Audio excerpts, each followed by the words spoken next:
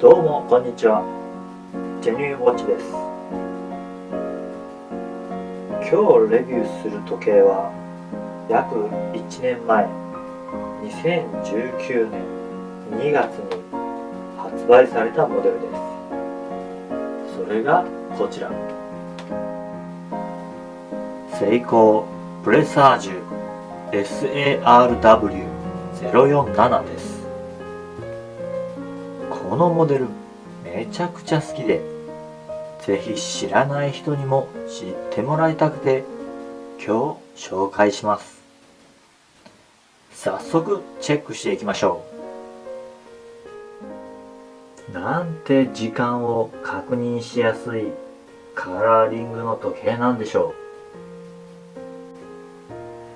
う。ダイヤルカラーは青色、ディープな青色です。素材がエナメルのため、独特のつるっとした表面が特徴的。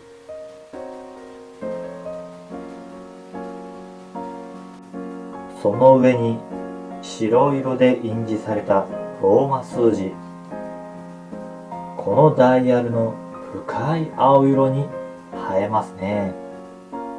本当に可視性が高いです。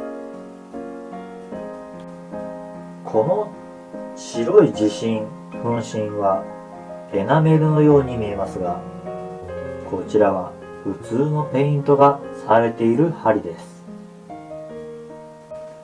この日付表示を針で表しているデザイン。このダイヤルの雰囲気にめちゃくちゃ合っていますね。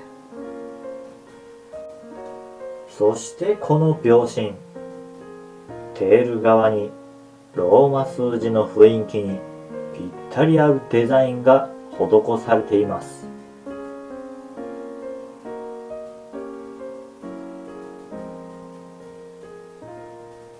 そして長いです。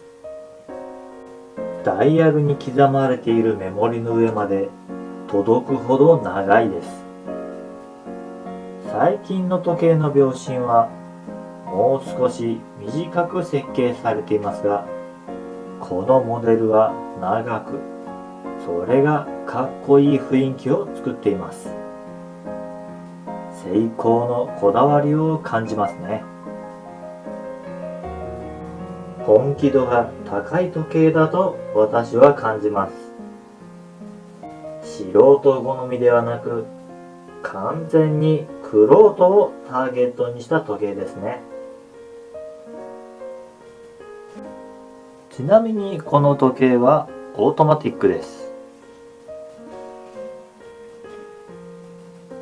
ダイヤルの9時の位置にパワーリザーブが表示されているので、巻きすぎや巻かなさすぎが一目で分かってとても便利です。ちなみにこの数字は時間を表しているので、今の位置だとあと20時間は動き続けるということですね。そしてこの大きな S のマークが刻印されたクラウン、大きいです。この直径は 7.2 ミリ。手袋をしていても簡単に巻き上げることができます。ガラスが少しラウンドしているので、横から見ても時間の確認はしやすいですね。ベゼルよりもガラスの方が高い設計になっています。ですが、サファイアガラスなので傷はつきにくいですね。ケースの仕上げを見ていきましょう。ケース側面は鏡のようにポリッシュされています。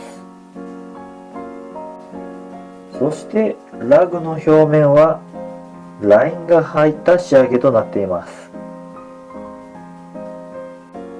結構重たい印象です。重さは 156g。幅ですが、クラウンを含まない幅が 40.5mm。腕回り 170mm の私にはちょうど良い大きさに感じます。ちなみにラグからラグは 47.8mm。バンドのエッジは少しだけ面取りされていて丁寧な仕上がりに感じます。ちなみにバンドのデザインはこのような感じです。